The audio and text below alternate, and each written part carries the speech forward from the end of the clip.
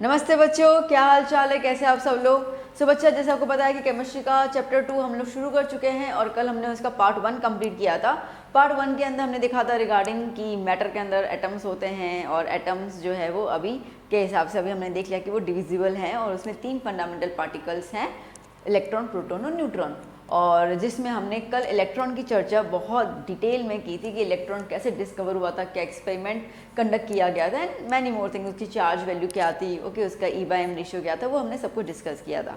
आज के लेक्चर में हम कवर अप करेंगे यहाँ पर डिस्कवरी ऑफ प्रोटॉन। ओके, 3 है ना, तो प्रोटॉन, न्यूट्रॉन और फिर आगे कंटिन्यू चलेगा हमारा स्टडी। तो आज देखते हैं कि प्रोटॉन कैसे डिस्कवर हुआ, किसने डिस्कवर किया, किस साल में किया और प्रोटॉन की प्रॉपर्टीज़ क्या है। हमारे बुक के अंदर प्रोटॉन में जितना इलेक्ट्रॉन का हम लोगों को दिया हुआ था डिटेल, उतना प्रोटॉन का नहीं दिया हुआ है, ऊपर ऊपर से ही बोला गया है।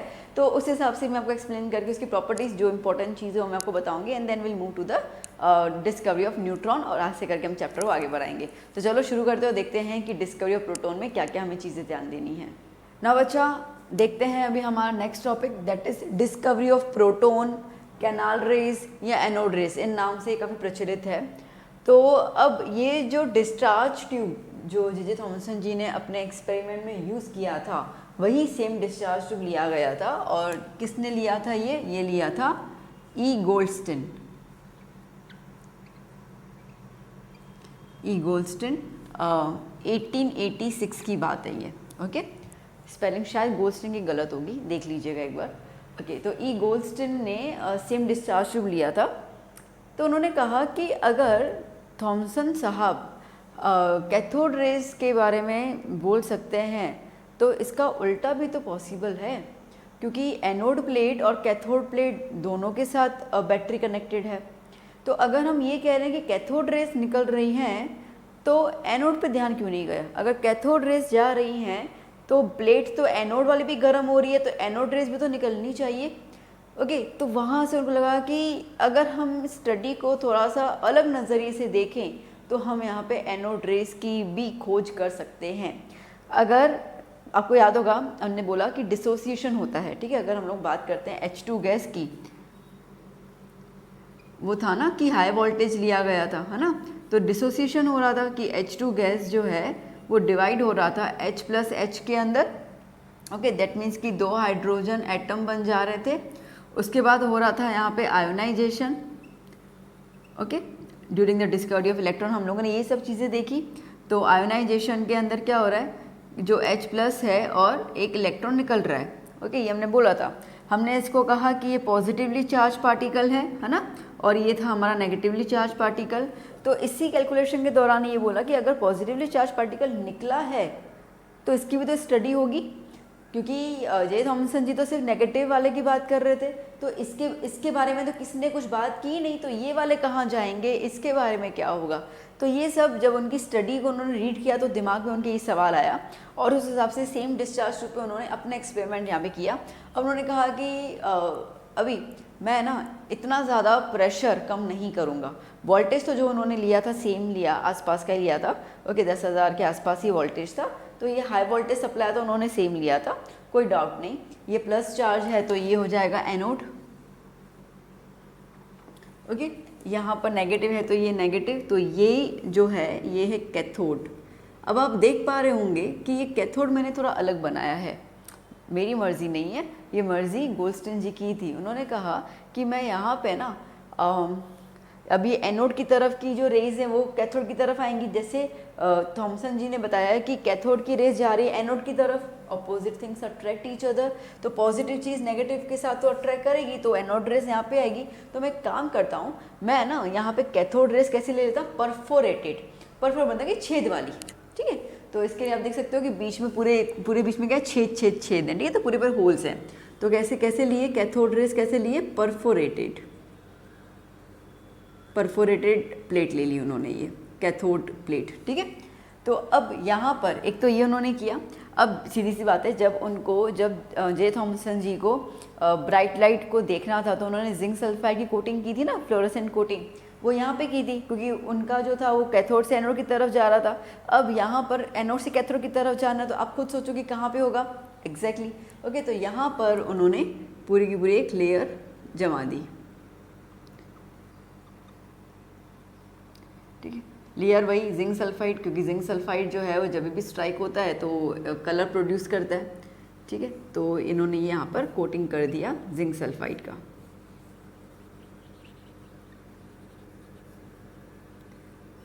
ओके, तो सेम वेल उनको स्टडी मिला भी, ये रहा वैक्यूम पंप, ज़्यादा प्रेशर लो नहीं किया। ठीक है, नॉर्मल तरीके से किया। तो यहाँ से जो रेस जा रही हैं, ओके, एनोड की तरफ से जो ये रेस कैथोड की तरफ जा रही थी वो सीधी सी बात है ये होल्स में से निकल रही, टकरा रही थी। ठीक है, ये निकली टकराई, तो जब टकरा रही थी तो यहाँ पे उनको कोई ना कोई लाइक ग्लो नज़र आ रहा था। ठीक है, कलर नज़र आ रहा था। तो दिस इंडिकेट्स कि भैया एनोड से भी तो रेस निकल सकती है, और ये एनोड की रेस को उन्होंने क्या नाम दे दिया था, एनोड रेस। ठीक है, जैसे उन्होंने कल अपन ने देखा था ना कैथोड रेस के बारे में, वैसे अब क्या है, एनोड रेस है। अब ये बेसिकली कैनाल की तरीके से निकल रही है, कैनाल मतलब स्ट्रीम। ठीक है, ऐसे सब इकट्ठे निकल रही हैं तो पूरी स्ट्रीम बन रही है, इसके लिए इनको क्या नाम बोल दिया, कैनाल रेस भी नाम बोल दिया।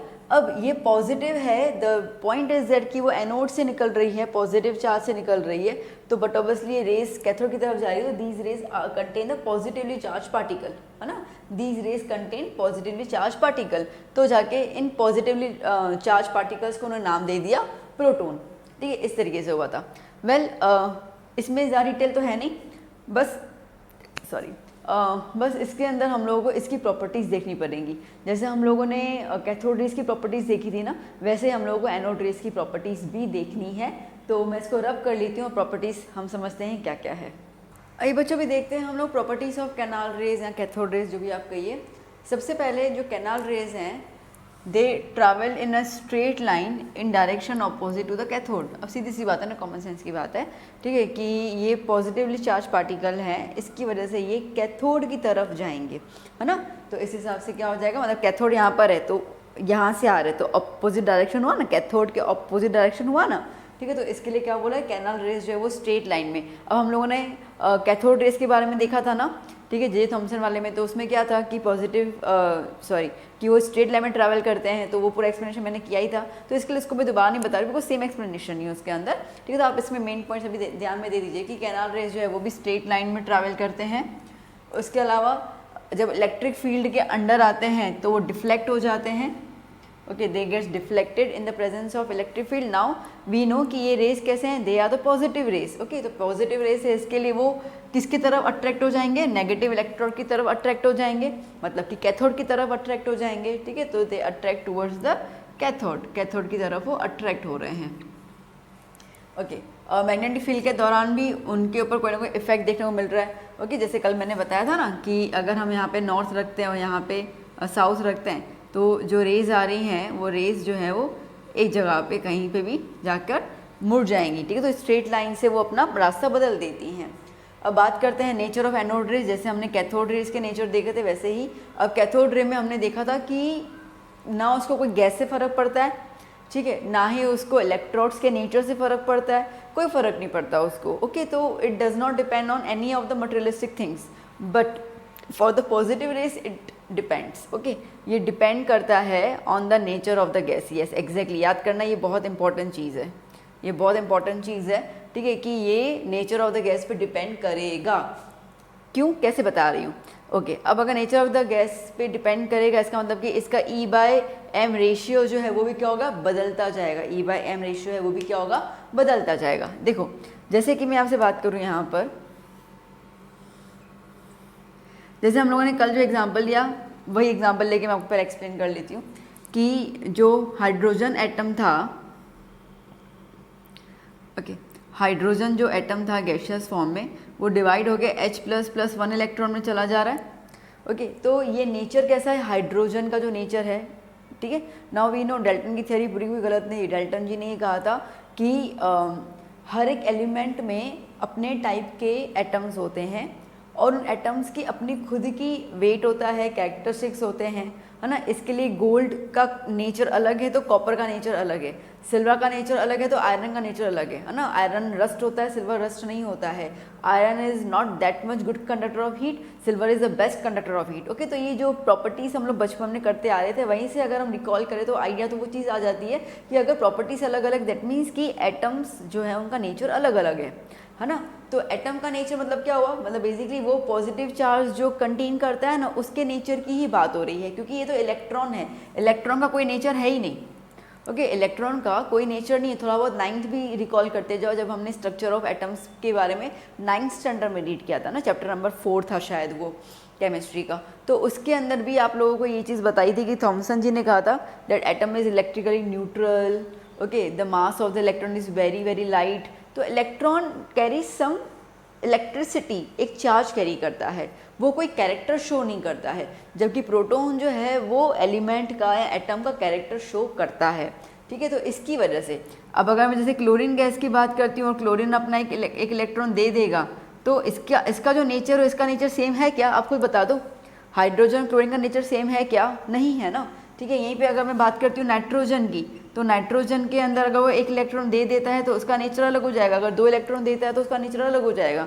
ठीक है, तो बेसिकली ये सारे के सारे जो पॉजिटिव चार्जेस हैं, they contain specific kind of nature, और इसकी वजह से ही इसकी वजह से, क्योंकि हमें तो अभी बात करनी है पॉजिटिव चार्ज की ना। ठीक है, तो इसकी वजह से ही जो E/m का जो रेशियो है वो भी क्या होगा, बदलता रहेगा। क्योंकि अगर हम बात कर रहे हैं E/m का रेशियो बेटा, तो ये रहा मास, ये तो चार्ज है, charge of the proton upon mass of the proton. Charge of the proton is same, 1.6 वाला तुम ले सकते हो, ठीक है, that is a charge, but mass of the proton is differ. ये अगर हम लोगों ने लिया है तो ये हमने एक अप्रॉक्सीमेट लिया, अप्रॉक्सीमेट मतलब कि एक्चुअली हमने लिया है in terms of the hydrogen gas. ठीक है, क्योंकि वो सबसे लाइटेस्ट गैस है उसके हिसाब से। बट अगर गैस का नेचर बदल रहा है तो उस हिसाब से उसका मास भी बदलेगा। ओके, तो अब अगर आप खुद देखो जो मास है E/m है, E/m है, अगर मास में चेंज आएगा तो पूरे के पूरे रेशियो में चेंज आएगा, यस बेशक आएगा। तो इसके लिए यहाँ पे E/m का जो रेशियो है वो कांस्टेंट नहीं है। इतनी पॉइंट क्लियर हुई, ठीक है। ओके, इसके संपर्क में एक चीज़ मैं लिखना पसंद करूँगी, देखना यहाँ पर E/m ratio for proton is maximum for H2 gas. Okay, that is the lightest gas.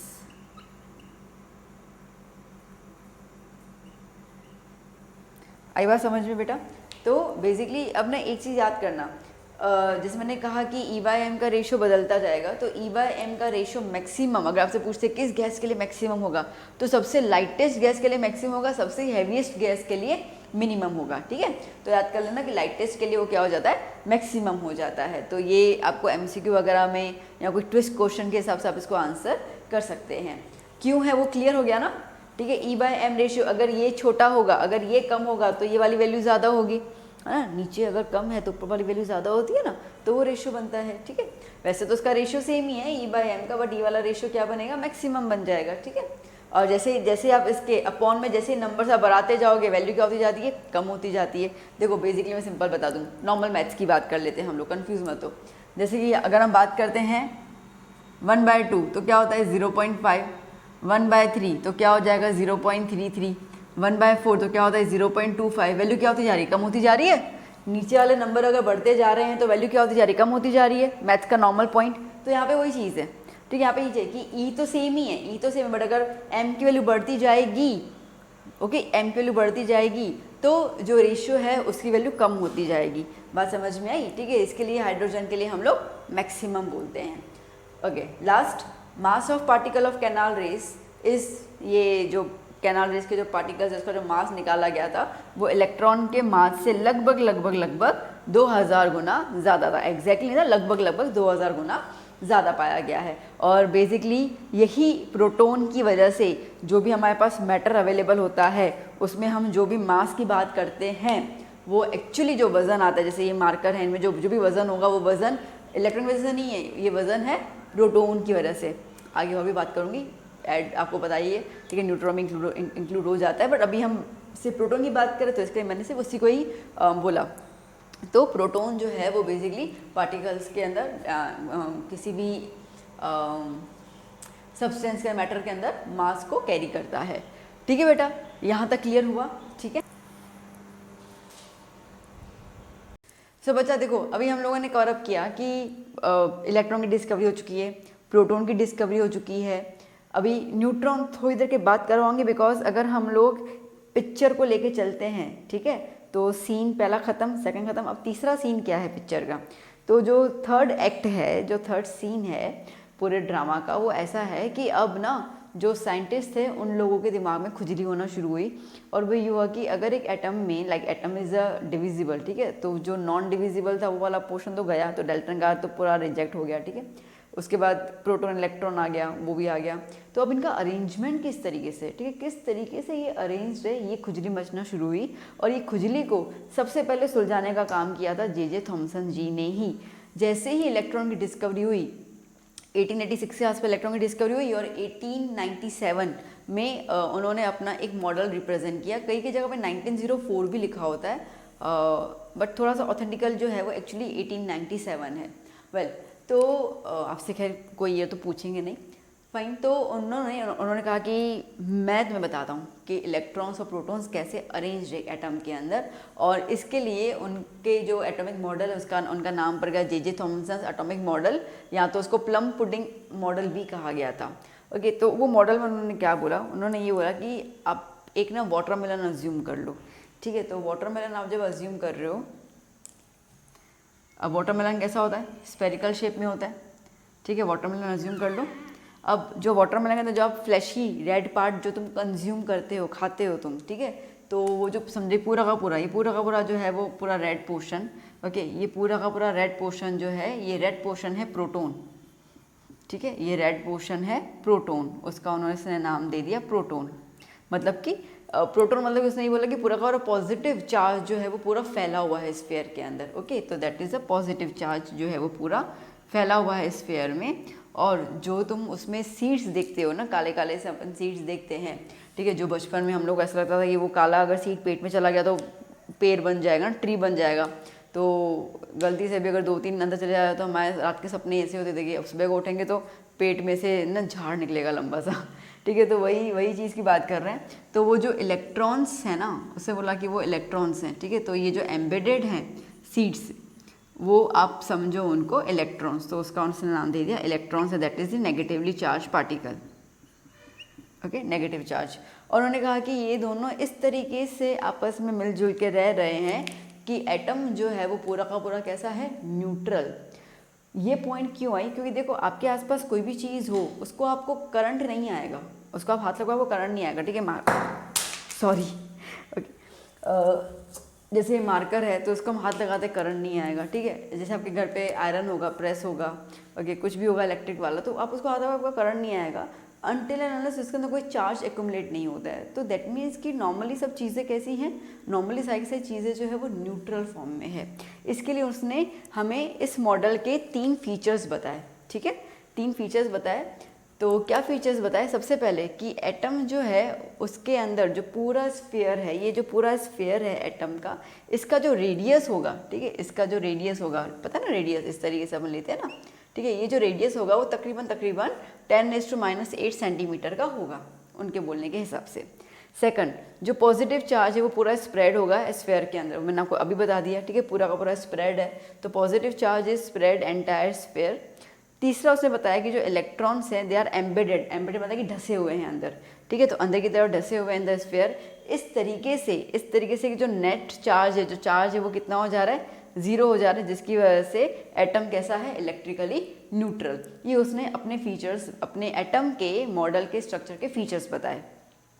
But इसमें कोई लिमिटेशंस भी आए, ठीक है। क्या लिमिटेशंस थे, सबसे पहले कि इसने, सॉरी नॉट इसने, उन्होंने, ओके, इतने महान हस्ती हैं, तो उन्होंने सर ने, जे थॉमसन सर ने जब ये मॉडल दिया था तो उन्होंने कहा था कि पूरा, सॉरी, ठीक है, तो उन्होंने कहा था कि ये पूरा का पूरा जो एटम है उसके अंदर पूरा रेड कलर, मतलब कि पॉजिटिव चार्ज स्प्रेड है, नेगेटिव चार्ज जो है वो अंदर एम्बेडेड है। अब अगर हम लॉजिकल थोड़ा थिंकिंग करें तो हमें ये पता है कि जो नेगेटिव जो पॉजिटिव चार्ज होगा नेगेटिव को खींचेगा अपनी तरफ, ठीक है, अट्रैक्ट करेगा।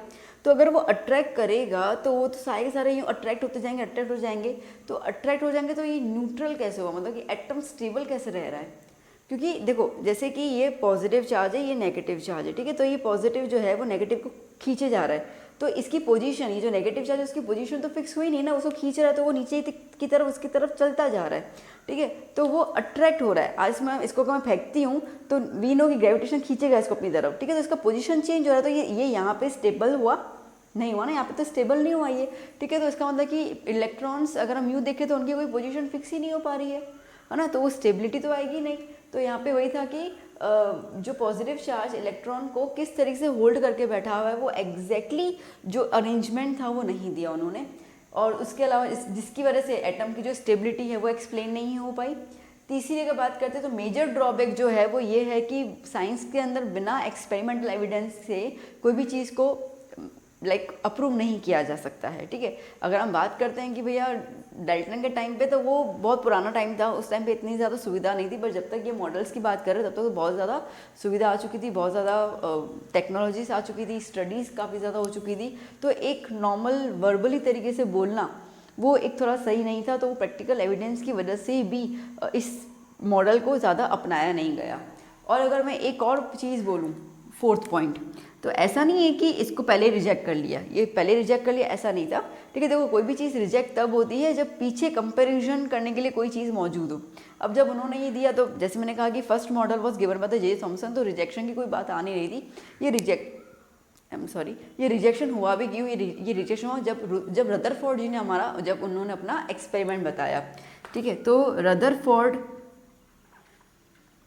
जी का जो एक्सपेरिमेंट था ना, ओके, ये उनके साथ इनकी जो स्टडी थी, ओके, और उनकी जो स्टडी थी वो ज़मीन आसमान का फ़र्क था, ठीक है। तो उनकी स्टडी के साथ वो मैच नहीं कर पाया, ओके। तो रदरफोर्ड की जो एक्सपेरिमेंटल स्टडी थी उनके साथ थॉमसन की स्टडी जो है मैच नहीं कर पाई। रदरफोर्ड की स्टडी को ज़्यादा तवज्जो दिया गया, उसका रीज़न ये है क्योंकि वो एक्सपेरिमेंटल डेटा शो कर रहे थे। थॉमसन जी ने पूरा का पूरा पोस्टुलेट्स बताए थे, ठीक है, which is the theoretical form. ये जो हम फीचर्स की बात करें they are nothing but the postulates, okay, postulates बताए थे। तो पोस्टुलेट्स का मतलब क्या होता है कि वो थियोरी जिस पे हम कोई प्रूफ नहीं मांगते हैं, ठीक है, तो दैट इज़ अ पोस्टुलेट। तो जिसकी वजह से ये वाली थियोरी रिजेक्ट हो गई थी। तो that is all about the J Thomson's theory, okay. पूरा का पूरा गलत तो नहीं बोला होगा, कुछ तो सही होगा, ओके। इतने महान ज्ञानी थे, इंसान थे वो, तो कुछ तो उन्होंने सही बोला होगा। भाई क्या कितना सही था उनका और कितना पोर्शन गलत था वो तो रदरफोर्ड के एक्सपेरिमेंट के बाद ही पता चलेगा। तो चलो अब देखते हैं कि रदरफोर्ड का एक्सपेरिमेंट क्या है। अगर आप कहोगे कि मैम न्यूट्रॉन की डिस्कवरी, तो देखो रदरफोर्ड के एक्सपेरिमेंट के बाद ही न्यूट्रॉन की बात बाहर आई थी। मैं अगर आपको पहले न्यूट्रॉन बता दूँ तो पिक्चर का मज़ा चला जाएगा, ठीक है। तो न्यूट्रॉन आया था बाद में, क्योंकि जो प्रॉब्लम रदरफोर्ड को फेस करनी पड़ी थी वहीं से न्यूट्रॉन का राइज हुआ था, इमर्ज हुआ था, ओके। तो चलो अब देखते हैं कि रदरफोर्ड एक्सपेरिमेंट क्या है, बट उसके पहले लिमिटेशंस सब लिख देना, क्वेश्चंस आते हैं और आपको इजी तरीके से मैंने बता दिया ताकि आपको कहीं ढूंढने की ज़रूरत नहीं है। तो जस्ट नोट्स बना दो, आराम से लर्न कर लो इसको। सो बेटा अब इतना क्लियर हो गया कि जे थॉमसन के लिमिटेशंस के हिसाब से कि वो कहीं ना कहीं अनफिट हो रहा था, बट जैसे मैंने कहा जब तक कोई कंपैरिजन नहीं हो तब तक ये चीज़ बोल नहीं सकते कि वो गलत है, ओके। जो एक मेजर ड्रॉबैक मैंने बताया कि एक्सपेरिमेंटल एविडेंस नहीं था, इसकी वजह से इंपॉर्टेंस उतना ज़्यादा नहीं मिल पाया था, बट हाँ प्रचलित बहुत था, ठीक है, क्योंकि पूरे साइंटिस्ट लोगों की जो समुदाय था उसमें, क्योंकि he was the first one जिन्होंने सोचा। देखो चीज़ का निर्माण करना बहुत ज़्यादा वो होता है, कठिन होता है, ठीक है। तो at least he thought of that कि कैसा होना चाहिए, ओके। अगर हम बात करें कि स्पेरिकल है तो वो स्क्वायर शेप भी तो सोच सकते थे, ठीक है, वो पेंटागन शेप भी सोच सकते थे, कुछ भी सोच सकते थे, ओके। उनका ध्यान प्लम्प मॉडल या वाटरमेलन मॉडल के हिसाब से ही क्यों गया? दैट मीन्स कि he started thinking about that and based on that he made some observations, उन्होंने बताया। तो एटलीस्ट एक नींव तो तैयार हुई, ओके। तो इसके लिए उसको रिजेक्ट तो नहीं कर सकते हैं। बट जैसे था कि प्रैक्टिकल एविडेंस नहीं था, तो प्रैक्टिकल एविडेंस देने वाले जो पहले थे वो थे रदरफोर्ड। ओके, रदरफोर्ड एक्सपेरिमेंट जिसको हम कहते हैं, रदरफोर्ड गोल्ड फॉयल एक्सपेरिमेंट कहा जाता है। ओके, अल्फा स्कैटरिंग एक्सपेरिमेंट कहा जाता है। ओके, गोल्ड फॉयल एक्सपेरिमेंट, बहुत सारे नामों से ये जाना जाता है एक्सपेरिमेंट। ओके, सो अब इसमें क्या है, देखो रदरफोर्ड जी ने अकेले ये एक्चुअली एक्सपेरिमेंट नहीं किया था, उनके साथ 2 और उनके साथी थे। बट ठीक है, ज़्यादातर जो है वो रदरफोर्ड जी का, क्योंकि वो उनके साथी थे, ठीक है, तो इसके लिए जो रदरफोर्ड जी ने बोला था उसी को ही हम लोग उन्हीं के नाम से बोलते हैं। वैसे गीगर और मार्टसन, ये 2 और साइंटिस्ट उनके साथ काम कर रहे थे, तीनों जनों ने मिलकर ये पूरा एक्सपेरिमेंट कंडक्ट किया था। ये देखा जाए ना तो हिस्ट्री में, ठीक है, साइंस की हिस्ट्री अगर हम बात करते हैं, केमिस्ट्री की हिस्ट्री का एक रिमार्केबल इन्फॉर्मेशन वाला एक्सपेरिमेंट था। और आज जिस दुनिया में हम रह रहे हैं और जो हम इतनी सारी चीज़ें देख रहे हैं, अगर शायद ये एक्सपेरिमेंट ना हुआ होता तो ये सब चीज़ें पॉसिबल नहीं थी। यस, एग्जैक्टली, ठीक है। तो आइए देख लेते हैं क्या है इस एक्सपेरिमेंट के अंदर। ये एक्सपेरिमेंट को आपको समझाने से पहले मैं आपको अल्फ़ा पार्टिकल के बारे में समझाना पसंद करूँगी, बिकॉज अगर आप इसको समझ जाओगे तो धीरे धीरे फिर आपको आगे चीज़ें क्लियर होती जाएंगी, ठीक है। तो अल्फ़ा पार्टिकल क्या है, देखो बेटा, कभी भी कोई एक हैवी एलिमेंट होता है, स्पेशली हम बात करते हैं हैवी मेटल, ठीक है, जो बहुत ज़्यादा हैवी है, जैसे रेडियम होता है, ओके, पोलोनियम होता है, सब कुछ छोड़ दो, यूरेनियम तो सबने नाम सुना ही होगा ना, यूरेनियम, ठीक है, जिससे एटम बम बनता है, ठीक है। तो ये बहुत ज़्यादा हैवी मेटल्स होते हैं, ये हैवी मेटल्स होते हैं जिसकी वजह से इनमें बहुत ज़्यादा एनर्जी होती है, and that's why they are very unstable, ठीक है। हैवी मेटल होने के बावजूद भी अनस्टेबल है बिकॉज एनर्जी बहुत ज़्यादा होती है।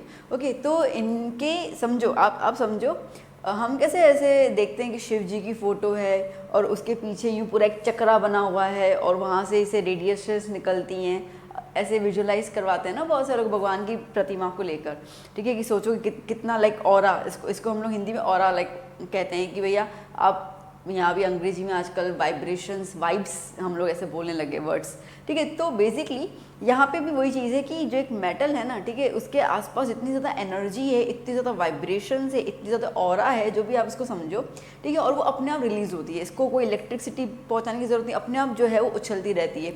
तो ऐसे हैवी मेटल्स में से ओके 3 टाइप के जो रेज है वो निकलते हैं, 3 टाइप के रेज आप बोल दो, रेडिएशंस आप बोल दो, 3 टाइप के रेडिएशंस और रेज निकलते हैं, अल्फ़ा, बीटा, गामा, ठीक है। अब हम लोग बात करेंगे अभी के पॉइंट ऑफ व्यू में अल्फ़ा के बारे में, ठीक है। तो अल्फ़ा जो रेडिएशंस होते हैं, ओके, अल्फ़ा रेज, ये बेसिकली काफ़ी हैवी रेज होते हैं, ठीक है। अब देखो इतने हैवी होते हैं, एक अगर मोटा इंसान भागेगा कितना भाग पाएगा, थक जाएगा, गिर जाएगा, ठीक है। तो उस तरीके से ये भी ज़्यादा दूर तक नहीं जा सकते हैं, ओके, और ना ही किसी चीज़ को छेद कर सकते हैं, है ना। तो समझो कि आपके घर में दीवार है और दीवार से मतलब एक बच्चा भाग रहा है, दीवार से टकरा के गिर गया, ठीक है, तो वो बच्चा जो है वो क्या हो जाएगा, वो बच्चा जो है वो अल्फ़ा पार्टिकल हो गया, ओके। अगर ऐसा कोई बच्चा है, ठीक है, ऐसे कोई मिल गया कि क्रिश जैसा, तो वो भाग रहा है और दीवार को तोड़ के आगे निकल गया, ठीक है, दीवार को तोड़ के आगे निकल गया, तो वो बन गया बीटा पार्टिकल, ओके। और गामा की तो बात ही अलग है, ओके। गामा तो रेज आते लाइक मोस्ट, अगर हम कहें ना कि स्पीड वाले जो होते हैं और सबसे ज़्यादा पेनिट्रेट करने वाले वो यही होते हैं, ठीक है। तो अभी हम अल्फ़ा की बात करें तो हैवी रेज होते हैं, इसके लिए इनका पेनिट्रेशन पावर जो है तो लो होता है, penetration power is low, penetrate मतलब पता चला ना, छेद करना, ठीक है। जिसमें कहा बच्चा जो है वो दीवार से गिर के टकरा के नीचे गिर जाएगा, उसको छेद नहीं कर पाएगा, ओके। तो छेद अगर कोई करता है तो बहुत कम करता है, लाइक दीवार के आर पार तो नहीं होता है, ओके। समझो कि एक ऐसी अपने बंदूक से आपने गोली चलाई है, जो दीवार में जाके उसका बुलेट अटक गया, अल्फ़ा पार्टिकल, दीवार को छेद करके निकल गया, ठीक है, तो बीटा पार्टिकल, ऐसे करके, ओके। तो पेनिट्रेशन इसका मतलब कि छेद करना, तो वो पावर इसका काफ़ी लो है, हैवी भी है। इसका जो मास होता है इसको हम लोग हीलियम के हिसाब से काउंट करते हैं, हीलियम एटम को लेकर हम इसको ज़्यादा काउंट करते हैं। हम अगर आप देखोगे तो आपको कई जगह लिखा होगा alpha particle is nothing but the helium, वो हीलियम के न्यूक्लियस के साथ इसको कंपेयर करते हैं। क्यों करते हैं मैं बता रही हूँ, ठीक है। तो बेसिकली देखो क्या है ना कि अल्फ़ा का चार्ज जो है वो 2+ चार्ज है, ओके। अल्फ़ा पार्टिकल का चार्ज जो है वो 2+ चार्ज है। अगर आप हीलियम में देखो तो ये एटम इसमें न्यूक्लियस, ठीक है, वैसे अभी तक तो हम लोग न्यूक्लियस की चर्चा तक आए नहीं है, बट जो हमारा पास्ट नॉलेज है 9th और 10th स्टैंडर्ड को लेकर, तो उस हिसाब से मैं आपको थोड़ा समझा रही हूँ, ठीक है। तो हमें पता है कि हीलियम के अंदर 2 प्रोटॉन होते हैं और 2 न्यूट्रॉन होते हैं, ठीक है, और 2 इलेक्ट्रॉन होते हैं, है ना। तो ये रहे 2 प्रोटॉन, ये रहे 2 न्यूट्रॉन और ये रहे 2 इलेक्ट्रॉन। ओके, तो जब ये 2 इलेक्ट्रॉन निकल जाएंगे तो क्या बचेगा, 2 प्रोटॉन और 2 न्यूट्रॉन ही बचेगा, ठीक है। तो इसको आप क्या बोलोगे, He+2 बोलोगे। जो कैरेक्टरिस्टिक्स He+2 के होते हैं वही सेम कैरेक्टरिस्टिक्स जो होते हैं वो अल्फ़ा पार्टिकल के होते हैं, कैरिंग द +2 चार्ज। इसके लिए हम अल्फ़ा को आइडेंटिकल मानते हैं, अल्फ़ा को हम आइडेंटिकल मानते हैं हीलियम एटम से। अब बात आई समझ में, ठीक है। तो इसके लिए आप बहुत जगह पे रीड करोगे कि alpha particles, the mass of the alpha particle is similar to the helium atom, the charge of the alpha particle is similar to helium atom. तो उससे सिमिलर है, उसमें से नहीं निकलता, ठीक है। बहुत से बच्चों को कन्फ्यूजन है कि हीलियम में से निकल रहा है, हीलियम तो बड़ा एक तो इनर्ट गैस है और प्लस वो इतना हैवी, तो वो हैवी है ही नहीं ना, नंबर 2 में तो क्या हैवी होगा, तो उसमें से नहीं निकलता, ये निकलते हैवी में से। तो अल्फा पार्टिकल क्लियर हो गया, डन, ओके। तो यहाँ पर रदरफोर्ड जी ने अल्फ़ा पार्टिकल का यूज़ करने का सोचा। अब क्वेश्चन आएगा कि मैम अल्फ़ा पार्टिकल ही क्यों, आप तो हमें बता रहे हो बीटा भी है गामा भी है, तो अल्फ़ा पार्टिकल ही क्यों। देखो, जैसे मैंने कहा कि नींव रखने वाले जो हैं वो जे थॉमसन है ना। तो जे थॉमसन जी ने हमें क्या बोला कि जो पूरा एटम है, ठीक है, सुनना क्या बोला उन्होंने कि जो पूरा एटम है वो पूरा का पूरा भरा हुआ है पॉजिटिव चार्ज से, ठीक है। तो रदरफोर्ड जी ने बोला कि पूरा का पूरा भरा हुआ है, तो इसका मतलब है कि अगर मैं एक हैवी मेटल, एक हैवी रे पास करूँगा मोटी वाली, ठीक है, ऐसे तगड़ी, तो वो टकरा के गिर जाएगी, है ना। तो उनके दिमाग में ऐसा था कि मैं हैवी लाइक अल्फ़ा रेस पास करूँगा तो टकरा के क्या हो जाएंगी, वापस गिर जाएंगी।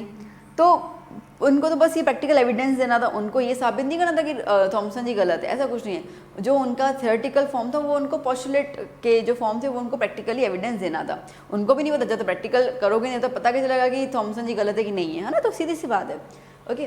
तो उनका दिमाग में यही था कि एज पर द थॉमसन जी की पूरा का पूरा जो एटम है वो पॉजिटिवली चार्ज है, ओके। और अच्छा, और दूसरी बात, अब मैं एक और बात बताऊँ, ये जो अल्फ़ा पार्टिकल्स होते हैं वो कैसे होते हैं, पॉजिटिवली चार्ज पार्टिकल्स होते हैं। +2 देख रहे हो ना, +2 मैंने लिखा, ठीक है। तो these are the positively charge particles, okay.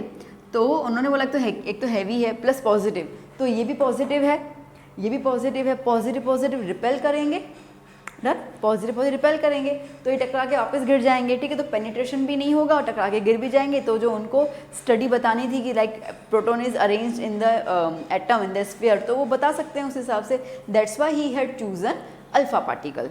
Point clear हुई, ठीक है। आपके दिमाग में सवाल जब आएगा कि क्यों हुआ, तो मैंने उसका रीज़न बता दिया, ओके। अब दूसरी बात, उन्होंने लिया गोल्ड फॉइल, ठीक है। अब इसके साथ ये पेनिट्रेट एक्सपेरिमेंट में जब ये अल्फा पार्टिकल जाएगा टकराएगा ना किसी न किसी से, मैंने कहा बच्चा भाग रहा हो दीवार से टकराया, तो दीवार यहाँ पे है, तो इस पार्टिकल में दीवार की जगह पे क्या अज्यूम कर रहे हैं अपन, गोल्ड फॉइल, ठीक है। तो उन्होंने गोल्ड फॉइल का यूज़ किया था। तो गोल्ड फॉइल का यूज़ क्यों किया था, अगेन एक सवाल दिमाग में आता है कि मैम गोल्ड फॉइल ही क्यों यूज़ किया था। तो पहली बात तो ये है कि उस टाइम पे, ठीक है, उस टाइम पे इतने ज़्यादा भी एलिमेंट्स नहीं निकले थे जो अभी हमारे पास हैं, ओके। तो उस टाइम पे gold is consider like gold was considered as the most malleable element, ठीक है। तो जिसको आप हथौड़े मार मार के बहुत पतली सी शीट में कन्वर्ट कर सकते हैं। दूसरी बात कि वो लाइक इनर्ट फॉर्म है, नोबल है, ठीक है, तो रिएक्शन भी नहीं करेगा। हैवी है तो इसके लिए छेद भी नहीं होने देगा, है ना, छेद भी नहीं होने देगा। तो ये सारे पॉइंट्स को लेके ही चोज कि हम लोग गोल्ड फॉइल का यूज़ करते हैं। बात क्लियर हुई। तो 2 पॉइंट्स जो थे कि अल्फ़ा पार्टिकल क्यों यूज़ किया और गोल्ड फॉइल क्यों यूज़ किया, वो मैंने आपको समझा दिया। अब हम लोग थोड़ा सा एक्सपेरिमेंट का सेटअप देख लेते हैं क्या है, और उसको समझा रही हूँ मैं आपको कि है क्या इन सब चीज़ों के अंदर, ओके। तो ना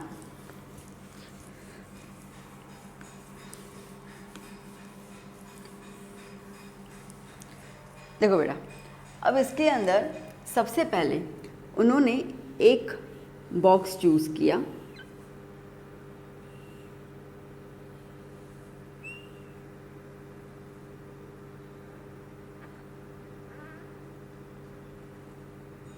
ठीक है। ये पूरा का पूरा उन्होंने एक बॉक्स चूज़ किया। ये कौन सा बॉक्स है, ये है लेड का बॉक्स। कौन सा बॉक्स है, लेड बॉक्स, ठीक है। और फिर तुम्हारे दिमाग सवाल आना चाहिए, साइंस के बच्चे हो, सवाल तो आना ही चाहिए, ठीक है। हर एक चीज़ को थोड़ी मुंडी में लगे, अच्छा लेड बॉक्स ओके, अच्छा ये ओके, नहीं, not okay. You always have the point दिमाग में कि क्यों, ठीक है, क्यों तो आपके दिमाग में होना ही चाहिए। तो अब क्वेश्चन आएगा क्यों, लेड बॉक्स ही क्यों यूज़ किया, वुड बॉक्स क्यों नहीं यूज़ किया, कोई और बॉक्स क्यों नहीं यूज़ किया।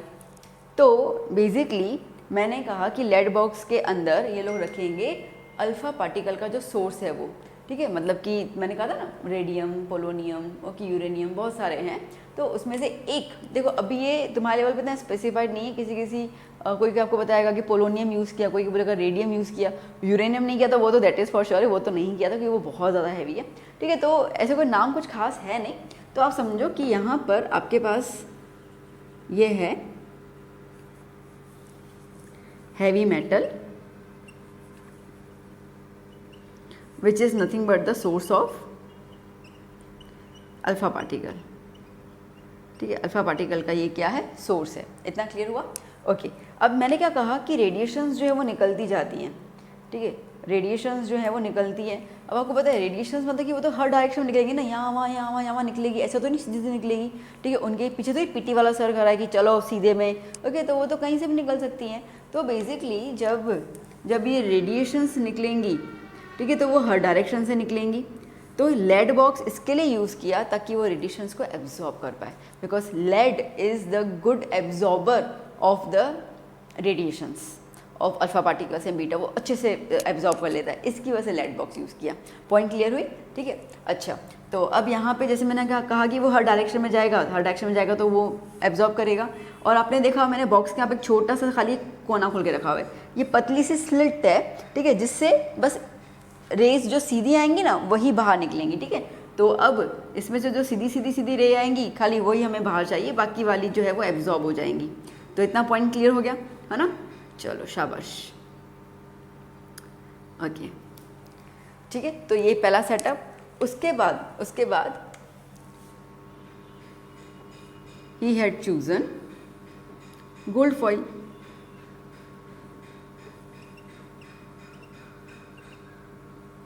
ठीक है, गोल्ड फॉइल की यूज़ किया मैंने आपको बता दिया। ओके, अब उसके आसपास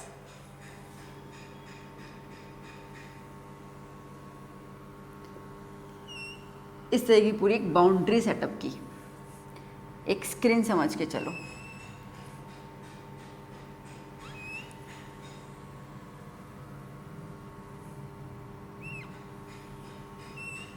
ठीक है, ये पूरी एक स्क्रीन सेटअप की।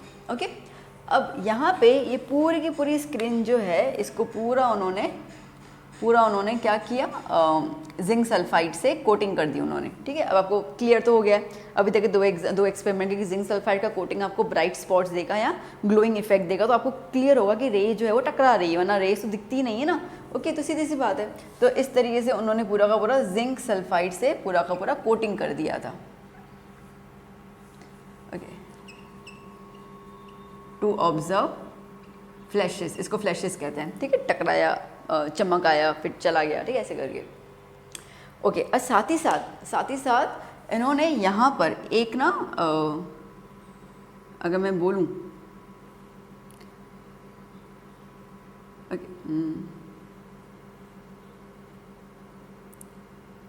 ओके, ऐसे करके यहाँ पे उन्होंने एक माइक्रोस्कोप, एक्चुअली इसका पूरा नाम है गीगर करके नाम आता है, बट ठीक है अभी अपने लेवल पे नहीं, मतलब आपको मैं दुख नहीं देना चाहती हूँ, ठीक है। तो ये एक माइक्रोस्कोप रखा था which is a movable microscope, ठीक है। ये कैसा माइक्रोस्कोप है? मूवेबल, ठीक है। क्यों? क्योंकि एक्चुअली माइक्रोस्कोप जो है ना वो गिनती करेगा, ये एक्चुअली पूरा का पूरा मूव करेगा, जहाँ जहाँ पे फ्लैशेस हो रहे हैं ना फटाफट से यहाँ पे जाके मूव करेगा और वो गिनती करेगा कहाँ पे फ्लैशेस ज़्यादा हो रहे हैं, ठीक है। तो देखो बेटा, अब हम लोगों को जो जे थॉमसन की जो स्टडी है, अगर आप खुद को रदरफोर्ड के जगह पे रख के देखो तो आप क्या सोचोगे? आप ये सोचोगे ना कि ये एक तो मैंने हैवी मेटल लिया है, यहाँ पर भी ये भी हैवी है, तो ये जो रेस जाएंगी वो टकरा के वापस आ जाएंगी, है ना। आपका तो यही अजम्पशन होगा ना कि ये जो अल्फ़ा पार्टिकल निकलेगी वो टकरा के वापस आ जाएगी, ठीक है, मतलब कि यूँ जाएगी और यूँ वापस आ जाएगी, ये अपना अजम्पशन था, ठीक है। अब जब उन्होंने एक्सपेरिमेंट किया तो रेज जो थी अल्फ़ा रेज जो थी वो लिटरली बाहर की तरफ जा रही हैं और फ्लोरोसेंट स्क्रीन पे टकरा रही हैं। बहुत सारे फ्लैशेस दिखे, ठीक है, बहुत सारे फ्लैशेस दिखे। ओके, अब इसमें क्या क्या उनको ऑब्जर्व आया कि जब ये जा रही हैं उसके बाद कुछ ऐसी भी थी, ठीक है, जो अपना डायरेक्शन बदल रही हैं, थोड़ा थोड़ा सा उनका डायरेक्शन जो था वो बदल रहा था, ओके। और कुछ ऐसी थी जो सीधे जा रही थी और वापस उसी डायरेक्शन में आ रही थी, ठीक है, यूँ सीधे जा रही है और उसी डायरेक्शन में वापस आ भी रही है। ये 3 तरीके का उनका ऑब्जर्वेशन मिला। तो जब ये ऑब्जर्वेशन को हम लोग देखते हैं ध्यान से, तो तकरीबन अगर मैं बोलूँ तो ये वाला जो पूरा पोर्शन है, ठीक है, आप यूँ समझ लो, ये वाला जो पूरा पोर्शन है, ये वाला पूरा पोर्शन, ठीक है, ये वाला पूरा पोर्शन है, यहाँ पर उनको सबसे ज़्यादा लाइक 99.8% जितना जो रेडिएशन, जो फ्लैशेस से उनको यहाँ पे दिखे, ठीक है, पॉइंट्स को समझना। यहाँ पर, ठीक है, यहाँ पर जो है वो भी दिखे, बट तकरीबन अगर हम बोलूँ तो लाइक 1% के हिसाब से, ठीक है, 99 तो यहीं पे हो जा रहे हैं, ठीक है, तो 1%, ओके, ये 98.8% इतना कुछ दिखा था, ओके, ये 1.02% ऐसा कुछ था वहाँ पर। और बेसिकली अगर मैं बोलूँ ना तो लाइक 1% के हिसाब से अगर मैं अगर बोलूँ तो अगर 8,000 जो रेस निकाली थी उन्होंने, उसमें से एक, ठीक है, एक जो थी वो यहाँ पे देखने को मिली थी। 8,000 में से एक रे यहाँ पे आ रही थी, बाकी यहाँ पे आ रही थी, ठीक है। और जो ये पीछे की तरफ बैकवर्ड गया, ब्लैक कलर देख पा रहे होंगे, ठीक है, तो पीछे की तरफ जब बैकवर्ड गई तो ये तकरीबन अगर हम कहते हैं तो ये लाइक 0.0012% कुछ था ऐसा, ओके। ये आपके परसेंटेज आपके बुक में नहीं है, इसके टेंशन मत लेना, जस्ट समझो, ठीक है। तो ये बेसिकली अगर मैं ये बोलूँ ना तो 12,000 रेस में से, ओके, लाइक 1 आउट ऑफ 12,000, 12,000 में से खाली एक ही रे जो थी वो पीछे की तरफ आ रही थी। बात समझ में आई क्या हुआ? ठीक है। तो इस तरीके से उनको ये पूरा का पूरा फॉर्म मिल गया। देखो मैंने क्या क्या बोला, एक तो सबसे पहले उनको ये वाले एरिया में रेज मिली, ठीक है, तो स्ट्रेट टकराने वाली जो रेज हैं वो उनको ज़्यादा मिली, ठीक है। कुछ रेज जो थे वेरी फ्यू वर डिफ्लेक्टेड, कुछ रेज जो थी वो डिफ्लेक्ट हो रही थी, ठीक है, और कुछ रेज जो थी वो रिबाउंड कर रही थी, ओके। एक्चुअली मैं फ्यू यहाँ पे लिखना, few raise were deflected and very few were rebounding मतलब कि टकरा के वापस आना, ठीक है, ये था। अगर मैं इसको ग्राफ के तरीके से आपको समझाने की कोशिश करूं पिक्टोरियल प्रेजेंटेशन के हिसाब से, तो आप ये समझो कि मैक्सिमम पोर्शन यहाँ पे आ जाता है, ठीक है। उसके बाद अगर हम यहाँ पे देखते हैं तो ये समझो 90%, ठीक है, 90 डिग्री, तो मोर देन 90 डिग्री पर जो था वो खाली 1% है, ओके। और ये जो 180 डिग्री, ये पूरा का पूरा जाएगी वापस आएगी, इसको हम क्या बोलेंगे 180 डिग्री, है ना। 180 डिग्री पे जैसे मैंने कहा कि ये वाली रे, ओके, 1 आउट ऑफ 12,000 ये यहाँ से आ रही थी, और मैक्सिमम जो थी वो ये वाला पूरा का पूरा एरिया कैप्चर कर रही थी। क्लियर? इतना समझ में आया? अब इससे हुआ क्या, इससे रुदरफोर्ड जी के होश उड़ गए। क्यों? क्योंकि उन्होंने जो अजम्पशन किया था और जो उनको ऑब्जर्वेशन मिला उसमें ज़मीन आसमान का फ़र्क हो गया था बेटा। क्योंकि उनको तो ऐसा लगा था, आप समझना कि ये जो रेज़ हैं, मेरी उंगलियों का ना अल्फ़ा रेज समझो, ठीक है, ये जो रेज़ हैं वो जा रही हैं टकरा के वापस आ जा रही हैं, बिकॉज हैवी रेज़ हैं, और पूरा का पूरा गोल्ड फॉइल जो है, ठीक है, जैसे ये पूरा है तो यूँ रेज़ जा रही हैं टकरा के नीचे गिर जा रही हैं, ठीक है। क्यों? क्योंकि ये पूरा का पूरा लाइक पैक्ड है ना विद अ पॉजिटिव स्फीयर, और मैंने अल्फा रेज लिया है which is the positive charge, तो दोनों रिपेल करेंगे तो जाएंगी टकरा के वापस आ जाएंगी। पर हाइला ये तो उल्टा हो गया, ठीक है। यहाँ पर टकरा के वापस आने वाली तो 12,000 में खाली एक ही रे, बाकी सारी की सारी रेज जो है वो निकल रही है, ठीक है, बाकी सारी की सारी रेज जो है निकल रही है। कुछ रेज जो है वो डिफ्लेक्ट हो रही हैं, ठीक है, बाकी सारी की सारी रेज जो है वो सीधी जा रही है, ओके। यहाँ से उनका ऑब्जर्वेशन, उनका अजम्पशन, उनका कंक्लूजन पूरा का पूरा बदल गया। अब क्या कंक्लूजन ऑब्जर्वेशन है मैं इसको रब कर दूँ फिर आपको समझाती हूँ। तो बेटा अभी आप सोचो, अब जो मैं आपको विजुअलाइज़ करवाना चाहूँगी, आप प्लीज़ उसको जो मैं कह रही हूँ ना उसको विजुअलाइज़ करते जाना, तो बड़ा मज़ा आएगा। ये पूरा का पूरा atom as per the J Thomson sir, ठीक है, और ये पूरा का पूरा जो है वो कम्प्लीटली पॉजिटिव स्फीयर से भरा हुआ है, ठीक है। जैसे मैंने कहा कि हमारी रेस, ठीक है, हमारी रेस जो है वो जाएंगी टकरा के गिर जाएंगी, ठीक है। क्यों? क्योंकि ये सारी की सारी रेस कैसी हैं, ये सारी की सारी रेस पॉजिटिवली चार्ज पार्टिकल हैं, ये भी पॉजिटिव है, टकरा के गिर जाएंगे, ठीक है। ऐसा तो हुआ नहीं, ऐसा तो हुआ नहीं। हुआ क्या?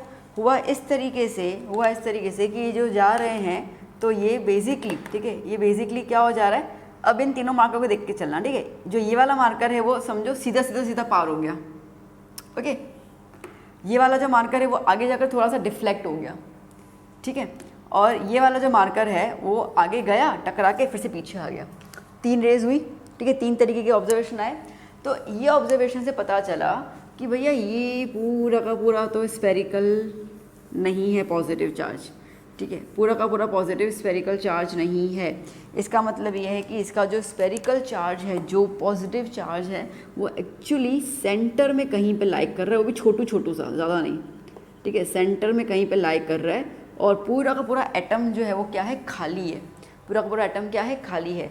अब इनके ऑब्जर्वेशंस देखना क्या क्या उनके ऑब्जर्वेशंस हुए। तो फर्स्ट ऑब्जर्वेशन हुआ दैट एटम इज एम्प्टी, ठीक है। Second, the mass, okay, mass of atom lies at centre, ठीक है, सेंटर में है। और ये जो मास ऑफ एटम है, ये जो मास पूरा है एटम का, ये पूरा का पूरा the mass is positively charged particle. अब इसका मतलब क्या है कि वो ये कहना चाह रहा है कि भैया जो मिडल में हम मास कर रहे हैं उसमें सिर्फ प्रोटॉन अवेलेबल है, यहाँ पे इलेक्ट्रॉन की बात ही नहीं कर रहा है, ठीक है, प्रोटॉन की बात कर रहे हैं यहाँ पर। क्लियर? तो अब क्या हुआ, क्यों ऐसा उन्होंने बोला? उन्होंने ये बोला कि देखो आज पूरा एटम खाली है, इसकी वजह से ही जो मैं रेस पास कर रहा हूँ, वो सीधी ट्रैवल कर रही है, ठीक है, सीधी ट्रैवल कर रही है। तो पहली पॉइंट तो ये आ गई, इसके लिए एटम इज़ एम्प्टी। दूसरा इन्होंने बोला कि मास जो है वो सेंटर पे है, मास सेंटर पे है, जिसकी वजह से रे जो है वो सेंटर पे, अगर सेंटर की तरफ जा रही है तो टकरा रही है, और टकरा के क्या हो रही है, रिबाउंड हो रही है, जा रही है, फिर से वापस आ रही है ना। दूसरा ऑब्जर्वेशन। तीसरा कह रहा है कि जो पॉजिटिव चार्ज है वो है मास, मतलब मास जो है वो पॉजिटिव चार्ज है, प्रोटॉन है उसके अंदर। वो क्यों बोला? क्योंकि पॉजिटिव चार्ज, और अल्फा पार्टिकल भी कैसा है, पॉजिटिवली चार्ज। पॉजिटिव क्या होगा, लाइक रिपेल करेगा, ठीक है। तो उनको कई ऐसे भी दिखे ना, जो ऐसे जा रही और फिर अपना डायरेक्शन बदल दे रही है, क्योंकि पॉजिटिव के साथ रिपेल कर रही हैं वो, ठीक है। यूँ जा रही है, जैसे पॉजिटिव आया अपना डायरेक्शन बदल दिया, रिपेल कर दिया, ठीक है। तो डायरेक्शन बदल रही है, मतलब रिपेल कर रही हैं। तो इस ऑब्जर्वेशंस के बेसिस पे उन्होंने ये वाली 3 चीज़ें उन्होंने कंक्लूड की कि एटम खाली है, एटम का जो पूरा मास है वो सेंटर पे लाई करता है, और उस मास में सिर्फ और सिर्फ प्रोटॉन अवेलेबल है। उस टाइम तक न्यूट्रॉन की डिस्कवरी नहीं हुई थी।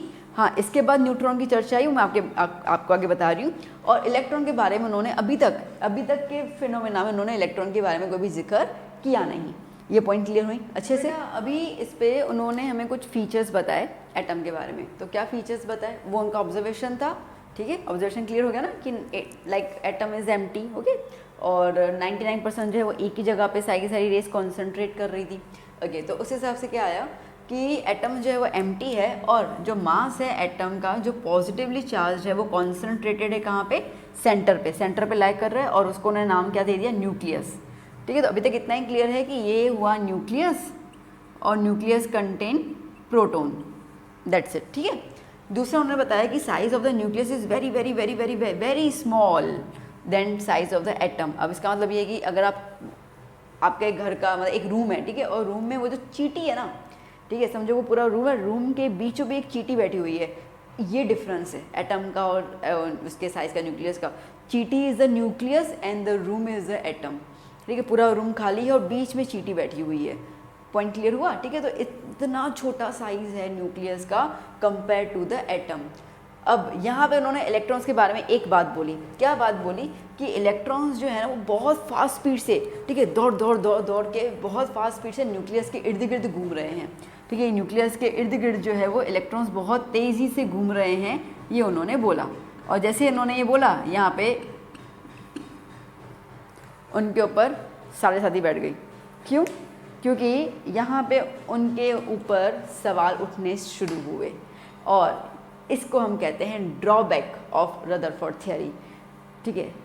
इंसान से गलती होती है, यहाँ पे गलती भी नहीं थी, but the point is that कि कुछ उन्होंने यहाँ पे, क्योंकि इलेक्ट्रॉन के बारे में ना उन्होंने एक्सपेरिमेंटल डेटा में कुछ बोला नहीं था, ठीक है। अब जैसे थॉमसन जी ने प्रोटॉन इलेक्ट्रॉन के बारे में बताया था, तो मेन तो वही था ना। एक्सपेरिमेंटल एविडेंस का मतलब क्या था? एक्सपेरिमेंटल एविडेंस का जो सेंस था वो यही था कि एग्जैक्टली अरेंजमेंट बताओ आप हमें, है ना। तो अरेंजमेंट तो अब एक्चुअली वो तो अरेंजमेंट देखने के लिए उन्होंने एक्सपेरिमेंट किया था, पर अरेंजमेंट का तो कुछ अता पता हुआ नहीं, एक्सपेरिमेंट ही दूसरा निकल गया, ठीक है। तो यहाँ पे थॉमसन जी की थियरी रिजेक्ट हो गई, इनकी थियरी अप्रूव हो गई। बट अगेन ड्रॉबैक यह है कि भैया आपने तो हमको बताया ही नहीं कि इलेक्ट्रॉन और प्रोटॉन कैसे अरेंज है। अगर आप ये कह रहे हो कि प्रोटॉन बीच में है और इलेक्ट्रॉन मूव कर रहे हैं, अब मेरी पॉइंट सुनना, अगर आप ये कह रहे हो कि प्रोटॉन बीच में है which is the positive charge और इलेक्ट्रॉन जो है वो घूम रहे हैं उसके इर्द गिर्द, तो भाई साहब जितना हम लोगों को पता है मोशन के बारे में कि अगर कोई ऑब्जेक्ट मोशन करता है, घूमता है, ठीक है, तो वो अपनी एनर्जी को रेडिएट करता है, आई मीन बाहर निकालता है। तो अगर ये न्यूक्लियस, सुनना मेरी बात को ध्यान से, ओके, जैसे कि ये रहा प्रोटॉन पॉजिटिव चार्ज, ओके, और वो कह रहे हैं कि इलेक्ट्रॉन जो है वो घूम रहा है इनके इर्द गिर्द। तो उनका ये था कि अगर इलेक्ट्रॉन यूँ घूम रहा है प्रोटॉन के इर्द गिर्द, तो भैया एक टाइम तो ऐसा होना चाहिए कि इलेक्ट्रॉन जो है उसकी एनर्जी कम हो जाएगी और वो प्रोटॉन में गिर जाना चाहिए, प्रोटॉन मतलब न्यूक्लियस के अंदर गिर जाना चाहिए, ठीक है। आज अगर हम रिंगा रिंगा रोजी खेलें, ओके, तो खेलते ही थोड़ी जाएंगे, थक जाएंगे, नीचे ज़मीन पे गिर पड़ जाएंगे, होगा ही ना। तो अगर इलेक्ट्रॉन खेल रहा रिंगा रिंगा रोजी प्रोटॉन के साथ, तो एक टाइम तो उसकी एनर्जी निकलने वाली है, वो गिरने वाला है। तो अगर ये इलेक्ट्रॉन प्रोटॉन में डस गया, निकल गया, तो एटम एग्जिस्ट ही नहीं करेगा, फिर तो एटम का होना चांसेस ही नहीं है। और यहाँ पे आई मिस्टेक, क्योंकि हमारे यूनिवर्स में, ठीक है, न जाने कितनी सारी चीज़ें हज़ारों लाखों साल से मौजूद है। तो अगर ये कंडीशन लो तो वो सारी चीज़ों का तो एग्जिस्टेंस ख़त्म हो जाना चाहिए था। अगर वो चीज़ें एग्जिस्ट करती हैं, मतलब कि रदरफोर्ड जी आप कहीं ना कहीं गलती कर रहे हो, ठीक है, रदरफोर्ड जी आप गलती कर रहे हो। कोई नहीं, हम आपके एक्सपेरिमेंट को अप्रूवल दे रहे हैं, बट आप में ये, इसके लिए हम आपको नेगेटिव मार्किंग दे रहे हैं, ठीक है। तो ये वाली पॉइंट जो थी वो ड्रॉबैक हो गई थी। बात समझ में आई? क्लियर हुआ? ठीक है। आता है कई बार कि what is like state the drawback in the Rutherford experiment. मैं दोबारा बता रही हूँ, सुनना बहुत अच्छे से, ओके। न्यूक्लियस के अंदर, okay, electron is revolving around the nucleus in a very high speed, okay, in a very high speed around the nucleus, but as per the concept of motion, okay, any object if revolves, so it liberates energy, it radiates energy, and due to that, at some extent, at some point, the electron loses its whole energy, and while losing its whole energy, atom will merge with the proton या positive charge या nucleus जो भी बोलो, तो उसके साथ वो merge हो जाएगा, okay. If it happens then there would be no existence of atom, okay. और वो चीज़ सही नहीं हो रही है, because we know the atoms, we know the matter, because matter is made up of atoms and matter is exist, okay, हज़ारों सालों से एग्जिस्ट करता है। तो ये वाली चीज़ गड़बड़ हो गई थी। तो ये था पूरा का पूरा रदरफोर्ड एक्सपेरिमेंट। बात पता चली? ठीक है, मतलब ये खूबी होती है साइंस की, और ये खूबी होती है साइंटिस्ट लोगों की, कि ये क्या हो गया ना, हम क्या स्टडी करने के लिए एक्सपेरिमेंट कर रहे थे, हमने क्या स्टडी कर दी, है ना। क्या सोच के मैंने एक्सपेरिमेंट किया था कि मुझे तो खाली इतना बताना है कि भैया प्रोटॉन और इलेक्ट्रॉन के अरेंजमेंट कैसा है, जो थॉमसन जी नहीं बता पाए। पर यहाँ पे तो थॉमसन की थ्योरी को ही उन्होंने पूरा का पूरा गलत प्रूव कर लिया, और ऐसा भी नहीं जानबूझ के, क्योंकि उनको जो डेटा मिला वो पूरा उनसे विपरीत मिला, ओके। सो इस तरीके से रदरफोर्ड का एक्सपेरिमेंट बहुत ज़्यादा इम्पॉर्टेंट साबित हुआ इस पूरी फील्ड के अंदर। सो बेटा, आई होप आपको इतना समझ में आया। ओके, मैं इस वीडियो को अभी यहाँ पे स्टॉप करती हूँ। अब इसके अंदर रदरफोर्ड में एक थोड़ी सी पॉइंट मुझे बतानी है, बट वो नेक्स्ट बताऊंगी, क्योंकि वहाँ से उस पॉइंट से डिस्कवरी ऑफ न्यूट्रॉन निकलेगा, ठीक है। तो वो मैं आपको करूँगी नेक्स्ट लेक्चर में कंटिन्यू। तो इतना आप ज़रूर रीड कर लीजिएगा टेक्स्ट बुक के अंदर। कोई डाउट वैसे होना नहीं चाहिए, अगर कुछ हो तो ज़रूर बताइएगा मुझे कमेंट सेक्शन में। मैं मिलती हूँ आपको नेक्स्ट वीडियो में। अपना ध्यान रखिएगा, जम के स्टडी कीजिएगा। Bye bye.